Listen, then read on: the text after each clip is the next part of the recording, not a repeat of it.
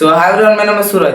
आज हम लोग सबसे महत्वपूर्ण टॉपिक पर बात करने वाले जो कि सब्जेक्टिव क्वेश्चन सब्जेक्टिव क्वेश्चन पर। यानी कि देखिए, आप लोग तो ऑब्जेक्टिव तो निकाल लेते हैं कहीं से पढ़कर, याद कर रटूट कर, या फिर कौन से मान लीजिए गैस क्वेश्चन पढ़कर, तो आप लोग ऑब्जेक्टिव तो क्लियर कर लेते हैं। लेकिन क्या आप लोग फंसते हैं सब्जेक्टिव क्वेश्चन फंस जाते हैं। क्या होता है सब्जेक्टिव क्वेश्चन में? आप लोग लिखने को पड़ता है यार, याद करना पड़ता है, बहुत सारे झंझट होता है। लेकिन आज मैं वो सबका झंझट तोड़ दूंगा। मान आपको समझ कर सब आपको लिखना पड़ेगा, खाली आप उसको पढ़ेंगे और आपका माइंड में सेट हो जाएगा। सब चीज मैं बताऊंगा। तो आप लोग सबसे पहले समझिए, आप लोग मान लीजिए कितना कितना एग्जाम होता है, कैसे कैसे होता है, उस सब मैं आपको पूरे प्रॉपर मैं समझा देता हूँ ये कैसा मान लीजिए गेम है। देखिए, सबसे पहले आप लोगों का बोर्ड एग्जाम होता है 500 का, जिसमें आप लोगों का 6 सब्जेक्ट है। लेकिन एक सब्जेक्ट को उसको मैं मार्क्स नहीं जोड़ता, जो कि इंग्लिश सब्जेक्ट को। मैं इंग्लिश सब्जेक्ट को साइड कर देता हूँ। मान लीजिए 5 सब्जेक्ट को आपको ध्यान देना है, जैसे कि मैथ देना है, मैथ को, संस्कृत को, SST, साइंस और क्या हिंदी को। आप लोगों को मैं 5 सब्जेक्ट बता दिया।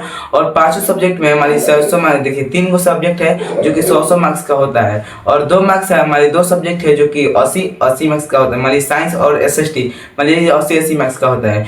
अब देखिए, इसमें से हम लोग 500 मार्क्स का एग्जाम होता है। और देखिए 500 एग्जाम 500 मार्क्स का एग्जाम में से 230 मार्क्स का हम लोग का ऑब्जेक्टिव होता है, और 230 मार्क्स का हम लोग का सब्जेक्टिव होता है, और 40 नंबर का हम लोग का प्रैक्टिकल होता है। आप लोग प्रैक्टिकल अभी भर लेंगे या अभी भर रहे होंगे।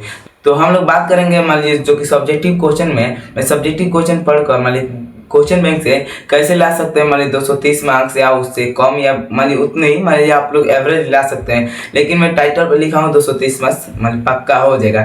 या फिर ऑब्जेक्टिव बात करें तो ऑब्जेक्टिव में तो सब कोई ले ही देता है। मुझे ऑब्जेक्टिव में तो मैं तो मान लीजिए 225 मैंने गैस कर लिया था। मान लीजिए 225 मान लीजिए मेरा ऑब्जेक्टिव सही था, और 5 मेरा गलती हो गया था, जान लीजिए। और इसीलिए मैं कहता हूँ भाई, ऑब्जेक्टिव बहुत आसान होता है, लेकिन सब्जेक्टिव पर सब कुछ फंस जाता है। तो सब्जेक्टिव पर चलिए हम लोग क्लियर करते हैं कैसे कैसे आप लोगों को पढ़ना है। देखिए, सबसे पहले आप लोग क्वेश्चन बैंक को आप लोग ले लेते हैं और ऑब्जेक्टिव तो क्लियर कर लेते हैं, और उसके बाद आप लोग का क्या करना, मान लीजिए सब्जेक्टिव क्वेश्चन पढ़ना है। तो आप लोग ज्यादा क्वेश्चन पढ़ने की जरूरत नहीं है। आप लोग देखिए, कोई भी सब्जेक्ट में से आपको 2 से 3 क्वेश्चन पढ़ना है। क्या करना है? 2 से 3 क्वेश्चन पढ़ना है, तो 2 क्वेश्चन याद करना है। तो देखिए, आप लोगों को सबसे पहले इंपॉर्टेंट डिसाइड करना है। मैंने देखिए याद करना था, इंपॉर्टेंट क्वेश्चन याद करना है। जैसा कि आप लोग एक शॉर्ट नोट्स बनाइए, जैसे कि एक कॉपी ले लीजिए, जहाँ की आप लोग फिजिक्स का, केमिस्ट्री का, सब चीज का आप लोग एक शॉर्ट नोट्स बनाते रहिए। मैथ के लिए सब विषय का आप लोग एक पेज पर नोट्स बना लीजिए, जो कि इस पर हमारे खाली इंपॉर्टेंट शॉर्ट क्वेश्चन रहेगा, और लॉन्ग क्वेश्चन इंपॉर्टेंट रहेगा। इस हिसाब से आपको करना है। यानी कि देखिए, आप लोग क्वेश्चन को आप लोग खाली लिख लीजिएगा, ये इंपॉर्टेंट है। खाली आप लोग उसको परिभाषा नहीं लिखिएगा, नहीं तो परिभाषा लिखते लिखते आप लोग तो बहुत टाइम निकल जाएगा। खाली आप लोग खाली क्वेश्चन लिख लीजिए, ये इंपॉर्टेंट क्वेश्चन है, और उस क्वेश्चन का आप लोगों को समझना है। यह नहीं तो आपको मान लीजिए जो क्वेश्चन है उसको परिभाषा रटे जा रहे हैं, लेकिन याद नहीं हो रहा है। याद हो भी नहीं करेगा, आप लोग रटेंगे थोड़ी याद होगा उसे। मान लीजिए जो क्वेश्चन है, मान लीजिए आप लोग 150 क्वेश्चन छाटे हैं, ठीक। मान लीजिए एक बात करो, 150 क्वेश्चन छाटे हैं हमारे पूरा विषय का, और 150 क्वेश्चन पूरा इंपॉर्टेंट है। 150 क्वेश्चन में से आप लोगों को डेली आपको 10 क्वेश्चन ऐसा है ना, जो 10 क्वेश्चन समझना है, 20 क्वेश्चन जितना आप लोग समझ पा रहे हैं, तो उससे आप लोग थ्योरी के हिसाब से, या कहीं से आर्टिकल के हिसाब से, या ChatGPT से, या यूट्यूब से, कहीं से आपको समझना है। किसी चीज के बारे में समझ कर आपको पढ़ना है। समझने को बहुत कम टाइम लगेगा, और लिखने में, याद करने में बहुत ही टाइम लग जाएगा। मतलब आप लोग कोई भी परिभाषा याद करेंगे तो उसमें तो 1 2 बार 3 बार 4 बार 5 बार रिपीट करेंगे, और लिखेंगे, प्रैक्टिस करेंगे, तो याद होगा। लेकिन आप लोग समझेंगे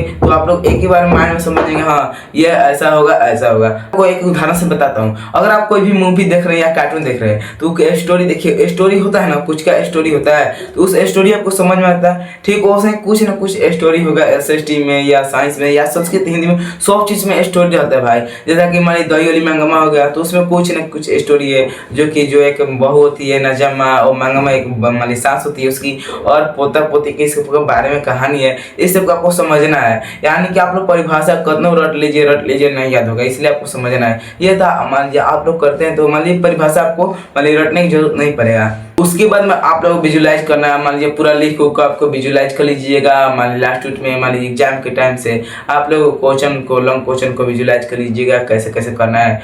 अगर आपने ये सब फॉलो कर लेते हैं तो आपको मानिए कि मानिए कुछ ना कुछ आपको हेल्प हुआ होगा। मान लीजिए ये सब करते हैं तो कुछ ना कुछ आपको लॉन्ग क्वेश्चन याद करने में ग्रोथ होगा, और लॉन्ग क्वेश्चन में बेसी अंक ला सकते हैं। सिर्फ ऑब्जेक्टिव नहीं पढ़िए, लॉन्ग क्वेश्चन पढ़िए, शॉर्ट क्वेश्चन पढ़िए, क्योंकि ये भी सब मान लीजिए उसका अंग ही है। मान लीजिए ऑब्जेक्टिव क्वेश्चन तो अभी सब भाई ऑब्जेक्टिव क्वेश्चन पढ़ना ही पढ़ना है, लॉन्ग क्वेश्चन को छोड़िए, भाड़ में जाए। लॉन्ग क्वेश्चन में तो मेहनत ना पड़ता है, ऑब्जेक्टिव में खाली आपको ऑप्शन मिलेगा, उसमें खाली 4 ऑप्शन रहेगा, 1 सही मानना पड़ेगा। लेकिन लॉन्ग क्वेश्चन में ऐसा ना, तो उसका परिभाषा से मान लो, उसका आंसर क्वेश्चन समझ जाना पड़ता है, तब उसका आंसर लिखना पड़ता है। इस टाइप का होता है, इसीलिए हार्ड लगता है हम लोगों का, मतलब बोरिंग टाइप का लगता है। तो ऐसा नहीं करना, आप लोग लॉन्ग क्वेश्चन को ध्यान में रखते हुए पढ़िएगा। आशा करता हूँ आपको वीडियो कुछ न कुछ हेल्प किया होगा। तो मिलते हैं अगले वीडियो में किसी न्यू टिप के साथ। अगर आप चैनल पर नए तो चैनल को सब्सक्राइब कीजिएगा।